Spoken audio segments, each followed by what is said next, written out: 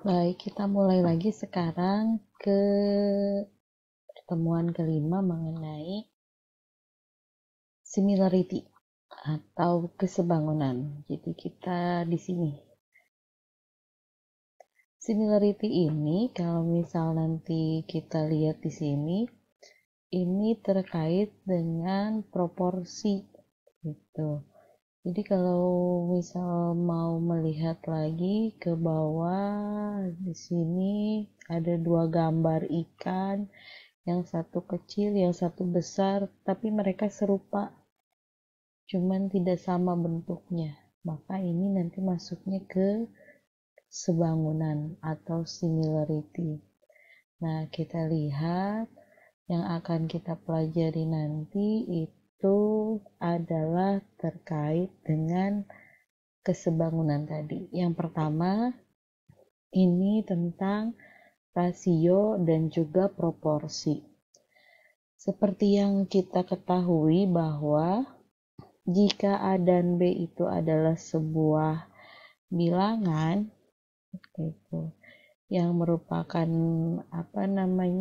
yang diukur dengan unit yang sama, maka rasio A terhadap B kita tulis A per B gitu. Jadi rasio A terhadap B juga bisa kita tulis sebagai A bagi B. Nah, karena rasio itu adalah koefisien, maka pembaginya itu tidak boleh sama dengan 0. Jadi si B-nya ini tidak boleh 0. Kemudian rasio juga biasanya dibuat dalam sebuah bentuk yang sangat sederhana, misal rasio 6:8.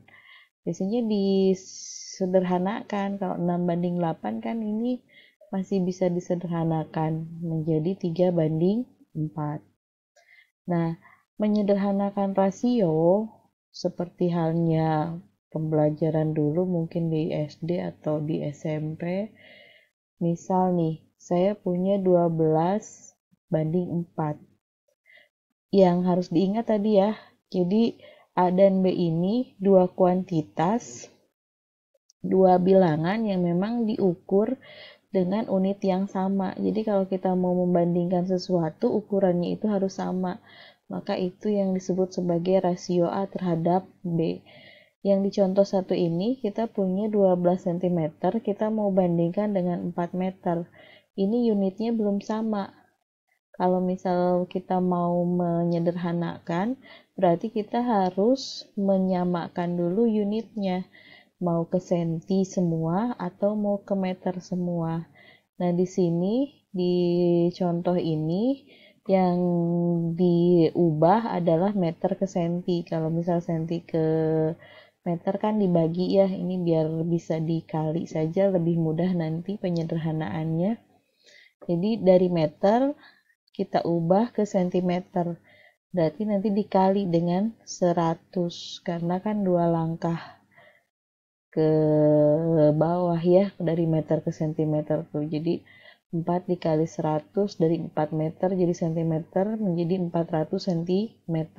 Sehingga kita punya rasionya itu 12:400.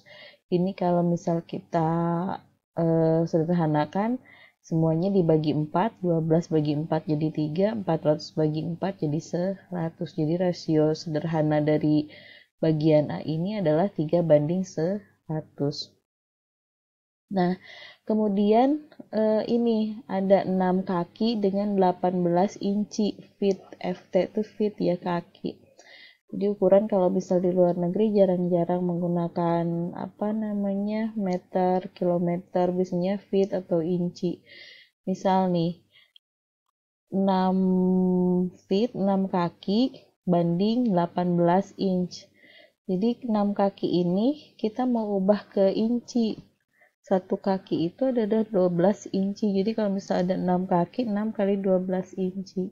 Jadi di sini 6 kali 12, 72 per 18. 72 per 18 ini unitnya udah di inci semua. Jadi udah same unit, udah unit yang sama. Jadi kita bisa simplify atau kita bisa sederhanakan.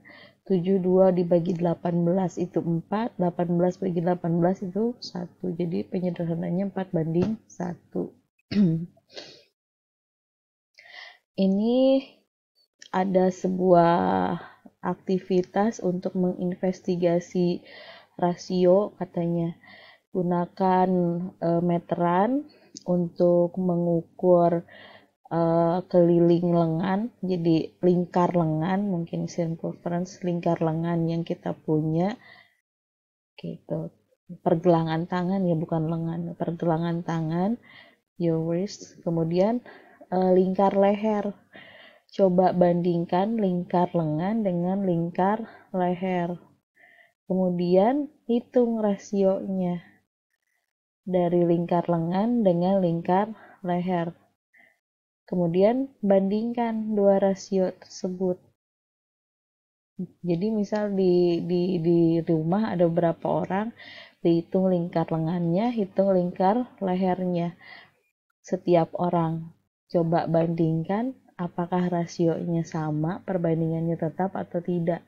Kalau perbandingannya tetap, kita bisa menduga leher seseorang besarnya berapa dari lingkar pergelangan tangan yang mereka punya gitu. Nah, itu intermezzo saja dari materi tentang kesebangunan ini. Yang pertama tentang rasio tentu saja. Kemudian contoh yang kedua, ini saya punya rectangle persegi panjang. Persegi panjang ini dikatakan bahwa rasio AB banding BC itu 3:2. Jadi panjang banding lebarnya itu 3:2. L sama weight. Length L tuh ya, width tuh lebar. Nah, karena rasio panjang banding lebar AB banding BC itu 3:2, maka kita bisa katakan bahwa AB itu sama dengan 3 kali sesuatu yang kita memang belum tahu. Dan BC itu sama dengan 2 kali sesuatu yang kita belum tahu. Sesuatunya ini disebut sebagai 3X gitu. Ini tuh sama 2X. Rasio itu kan sebuah perbandingan ya, yang pada akhirnya si panjang sama lebarnya itu kalau misal kita bandingkan, rasio paling sederhananya itu atau angka paling sederhananya itu 3:2. Nah, yang kita mau cari ini X-nya berapa gitu. Yang diketahui itu bahwa perimeternya atau kelilingnya 60 cm. Keliling dari sebuah persegi panjang ini berarti kan lebarnya ada 2, width-nya ada 2. Lebar itu tadi BC ya. BC-nya berarti 2 kali BC ditambah 2 kali AB. Kan persegi panjang tempo hari kita pelajari bahwa sisi-sisi yang saling berhadapan itu sama panjang. Jadi 2 kali L ditambah 2 kali W. Length panjang, W itu lebar. Sama dengan keliling lingkaran atau 60 tadi cm. Jadi tadi kita bilang length-nya itu 3X, 2 kali 3X ditambah 2 kali 2X sama dengan 60. Kemudian 6X ditambah 4X sama dengan 60, sehingga nanti diperoleh X-nya itu adalah 16. Kalau X-nya 16 berarti berapa panjang AB-nya? Tadi kan length-nya itu atau AB-nya itu kita simbolkan sebagai 3X. X-nya ada 6. Berarti nanti panjangnya adalah 3 kali 6 atau 18. Dan lebarnya kita tadi simbolkan 2X. 2X ini, X-nya 6, kita kalikan dengan 2, maka kita punya lebarnya adalah 12 cm. Nah, ini penggunaan rasio dalam keliling persegi panjang. Sekarang kita mau menggunakan rasio untuk menentukan sudut sebuah segitiga. Di example yang ketiga atau di contoh yang ketiga, kita punya bahwa si sudut-sudut dalam segitiga ini punya rasio 1:2:3. Jadi kalau misal di sini besarnya X, maka yang di sudut K itu besarnya 2X, di sudut L besarnya 3X. Nah, kita tahu bahwa sudut dalam sebuah segitiga itu jumlahnya adalah 180. Jadi kalau misal kita jumlahkan X ditambah 2X tambah 3X itu hasilnya 180.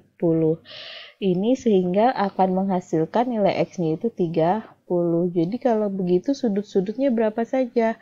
Ya yang X 30 derajat, yang K di sini, yang J tadi kan sama dengan X ya, sudut J itu besarnya 30 derajat, sudut K itu 2 kali 30 berarti 60 derajat, dan satu lagi sudut L ini 3 kali 30 atau 90 derajat. Nah, itu tentang rasio dalam mengukur sudut. Kemudian di sini kita juga ada dua penggunaan rasio di example yang keempat atau di contoh yang keempat. Ada segitiga DEF, kemudian ada segitiga ABC.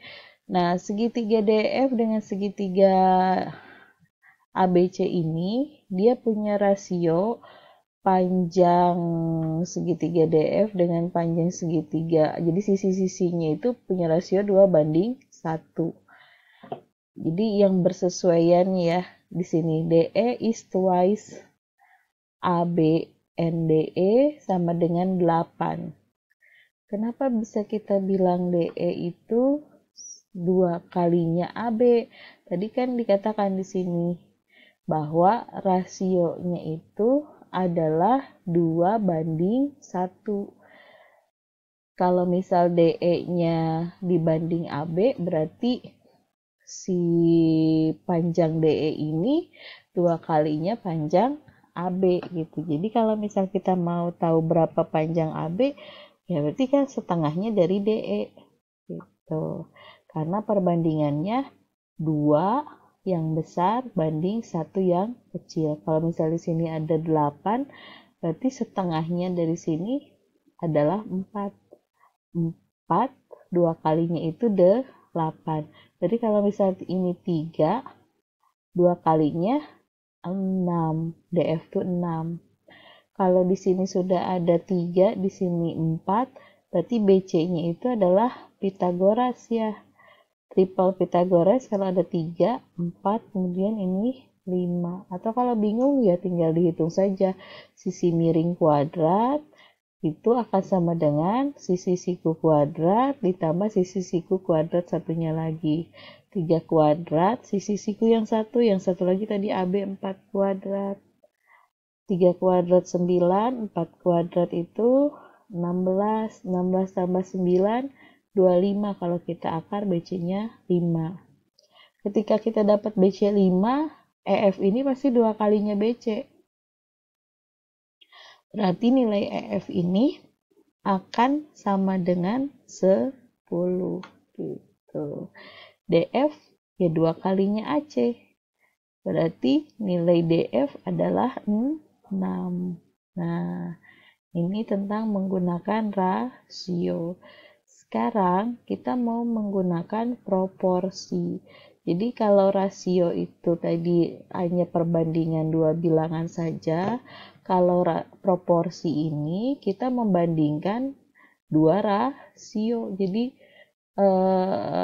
persamaan yang menunjukkan an equation, persamaan yang menunjukkan kesamaan 2 rasio kita sebut sebagai proporsi gitu. Jadi di sini kalau ada rasio A banding B sama dengan rasio C banding B, maka kita bisa tulis A per B sama dengan C per D. Ini disebutnya sebagai proporsi.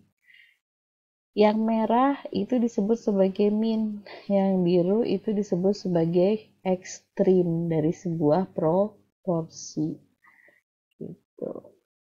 Jadi proporsi ini memiliki istilah sendiri. Nanti kita lanjutkan pada part berikutnya mengenai apa itu proporsi. Terima kasih.